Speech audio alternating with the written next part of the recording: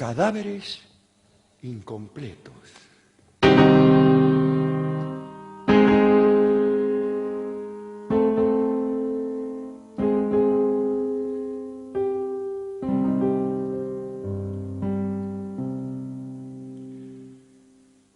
Poco antes de su muerte, que fue, bueno, no importa, Federico Chopin dijo: cuando me muera, quisiera que mi corazón fuera a Varsovia. Él murió en París. Dijo: está bien, entiérrenme aquí, pero por favor, manden mi corazón a Varsovia. Fue un poco perturbador esto. Él había muerto y habían celebrado el funeral en la iglesia Santa Magdalena de París. Hubo un entierro, tocaron la marcha fúnebre que él mismo había compuesto. Pero él dijo: el corazón no lo quiero conmigo aquí en París, sino llévenlo a Varsovia. Y así lo hicieron. Trabajosamente sacaron el corazón, hicieron una caja, un frasco, no sé qué. Y lo llevaron a Varsovia y allí quedó. Y siempre se pensó que el cuerpo de Chopin estaba en París y su corazón en Varsovia. No está mal pensar esto. Después de todo, casi todos nosotros tenemos el cuerpo en un lugar y el corazón en otro. Y esto que se da en el espacio y no parece muy cierto, cuando uno piensa en términos temporales, se hace poéticamente perfecto. Uno tiene el cuerpo en este tiempo y el corazón, es decir, el recuerdo, el sentimiento, las lágrimas viejas, en otro tiempo. Pero no solo Chopin tenía el cuerpo en un lugar y el corazón en otro.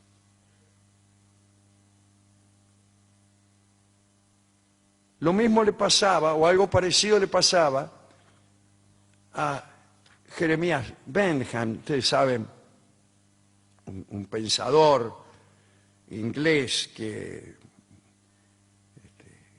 era profesor, tenía una idea muy alta de sí mismo, tan alta que ordenó, antes de morir, por supuesto, ordenar después de morir es un poco complejo,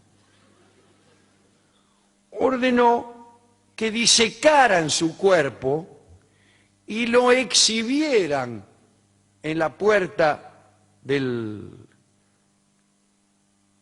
Colegio Universitario de Londres para ejemplo de las generaciones futuras. Bueno, y así lo hicieron.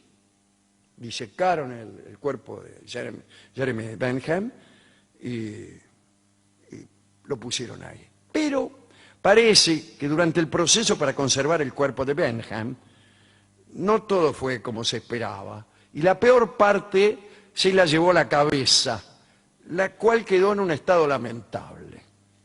Tan es así que resultaba muy desagradable encontrarse con el cadáver disecado de Bentham, lo cual es desagradable en cualquier caso, y con una cabeza muy, muy perjudicada. Entonces se realizó una réplica de cera de la cabeza de Bentham. Bueno, y cuando estuvo lista se sustituyó la cabeza original por la réplica y ahí todavía puede verse. Ahora, ¿qué hicieron con la cabeza original?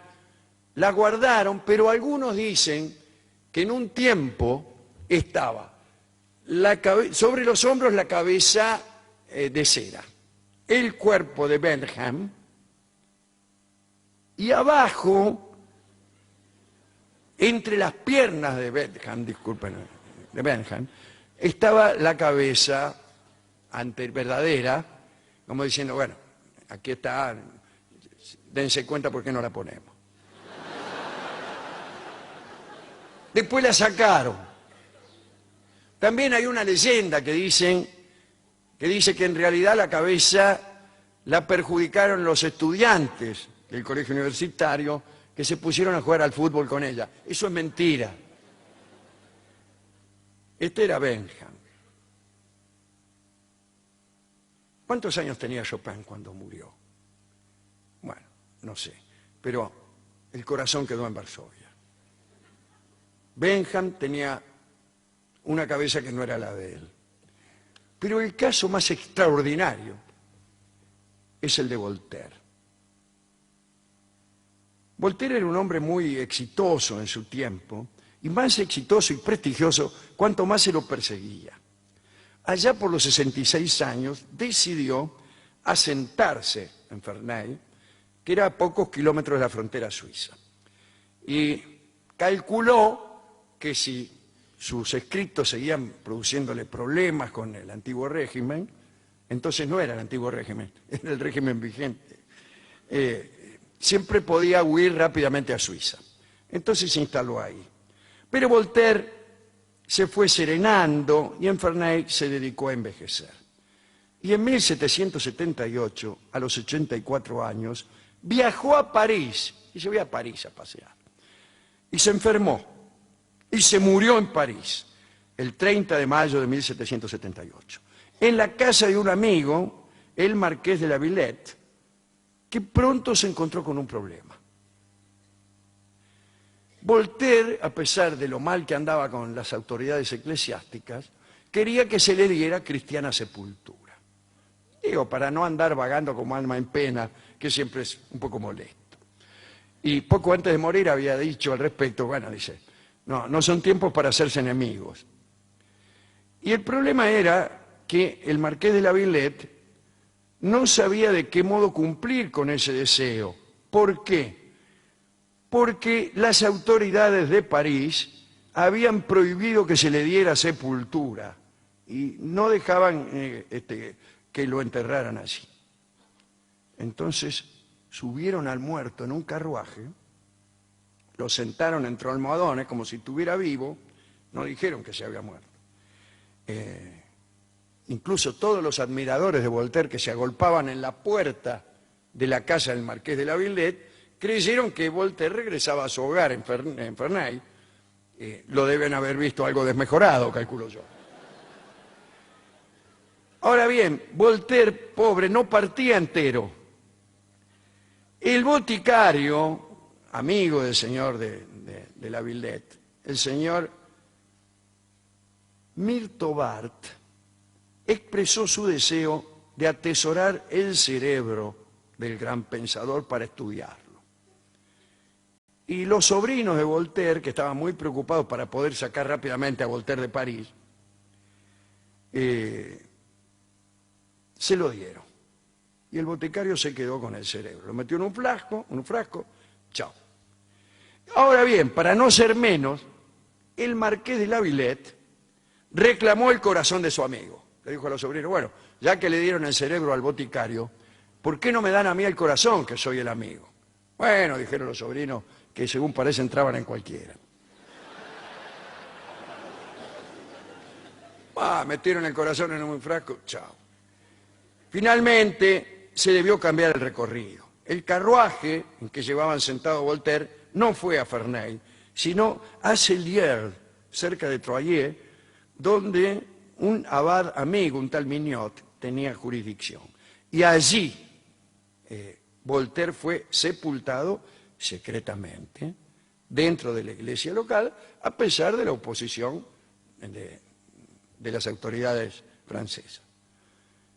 Bueno, ya se habían rezado 6 misas por su alma, ¿no? Cuando llegó de París, la orden de prohibir aquel entierro. Se habían enterrado en París, mandaron un tipo y le mintieron, le dijeron, mire, ya lo enterramos y lo enterramos bajo una capa de cal, no lo vamos a poder sacar. Bueno, dice, entonces suspendan las mesas y déjenlo ahí, chao, se fueron. Pasó el tiempo y llega la revolución. Cuando llega la revolución, resurge la obra de Voltaire, sus libros, sus escritos dejaron de estar censurados. Lo curioso es que la pequeña iglesia de Celliers, donde había sido enterrado, fue destruida por el furor revolucionario. Entonces apareció su viejo amigo, el marqués de la Villette, ahora ciudadano Villette, y pidió el traslado de los restos de Voltaire, les dijo a las autoridades de la Revolución que estaba ahí, y mándenlo al Panteón. El Panteón era el lugar donde iban todos los héroes de la Francia y en este caso de la Revolución. Pero no todos compartían ese criterio. La comuna de Romilly, donde estaba la iglesia derruida, los habitantes de Troyes, que era un lugar vecino, empezaron a decir que no, que Voltaire tenía que quedarse ahí. Se reunieron representantes de ambas colectividades y acordaron repartirse el cuerpo. Pero cuando se lo estaban repartiendo, apareció una delegación de la Asamblea Constituyente de París y dijeron que Voltaire pertenecía al Estado. Los habitantes de Troyes, resignados, pidieron por lo menos el cráneo. Y los de Romilly pidieron al menos el brazo izquierdo. Los funcionarios de París se negaron. El esqueleto completo debía pertenecer al Estado francés. Durante el desorden de las discusiones, alguien se afanó el tarso. Finalmente, el esqueleto fue declarado bien nacional y armado para su transporte a París el 11 de julio de 1791. Pero la rapiña continuó. Los habitantes de Troyes robaron el pie izquierdo y 2 dientes. Un diente fue a parar a manos de un cronista, el cronista Lemaitre, para que callase el afano que estaba presenciando. Es decir, estaban afanándose los dientes, los vio Lemaitre, y para que no batiera le dieron un diente. Lemaitre usó el diente de Voltaire como amuleto, y a su muerte fue heredado por un sobrino oportunamente dentista. Se desconoce el destino último de esta pieza. Por fin comenzó el traslado a París. La noche previa a su viaje definitivo, al Panteón, lo iban a meter al Panteón de París, que todavía está allí muerto de risa, ¿no? Bien, en la noche previa, el cuerpo de Voltaire descansó en lo que quedaba de la Bastilla, donde alguna vez él mismo había estado prisionero, ¿no? Y en donde cambió su nombre, él se llamaba Arouet, por el que fue el más famoso, uno de sus tantos seudónimos. Bueno, ya en el Panteón, lo llevaron al Panteón, lo colocaron ahí, no lejos de Rousseau y de Descartes. Sobre el cerebro de Voltaire, que había quedado en manos del boticario, poco se puede decir.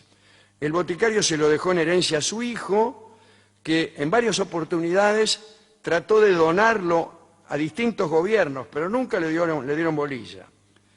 Parece que el cerebro fue heredado por un empleado del boticario, un tal Lavoz. Al morir este empleado, sus bienes fueron rematados sin que se hallase el cerebro.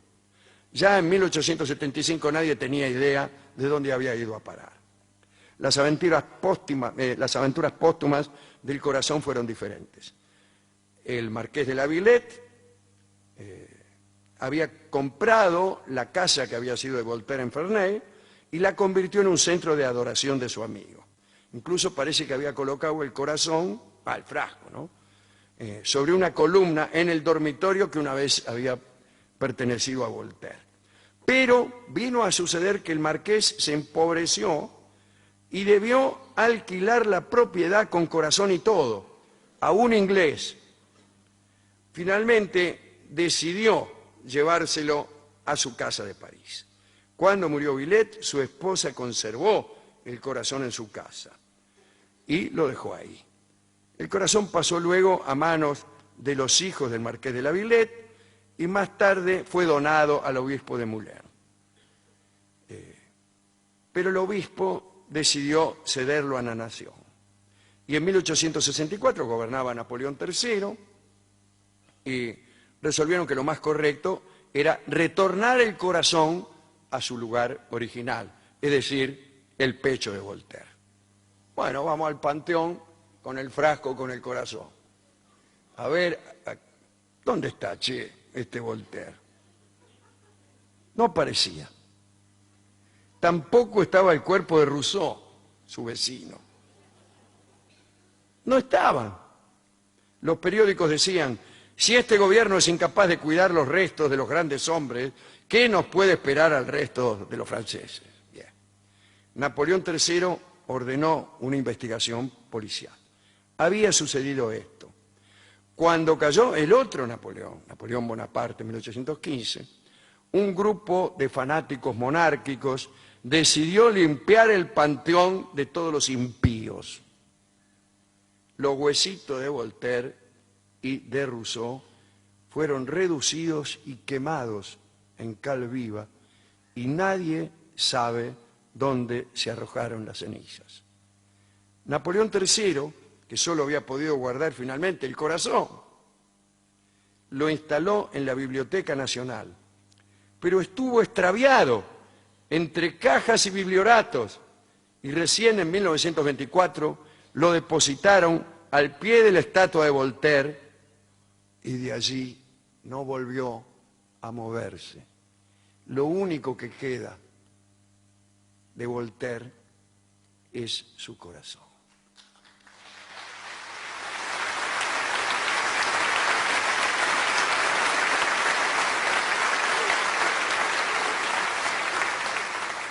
Pero llegan, para terminar, noticias de última hora. Un obispo de Polonia descubrió algo muy consternador.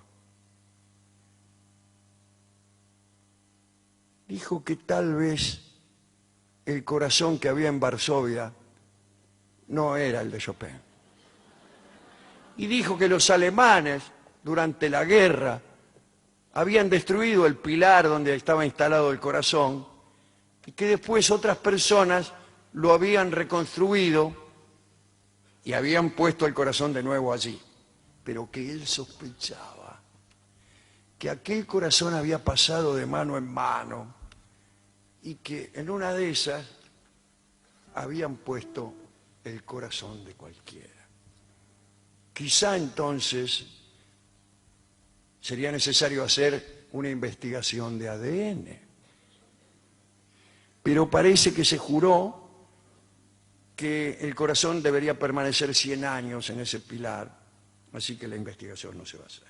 ¿De quién será ese corazón? ¿Por qué no de Voltaire? No lo sé. Lástima que yo no me pueda acordar cuántos años tenía Chopin cuando murió. 39 años. 39. Y 39 es el título de la canción con que vamos a homenajear a Federico Chopin.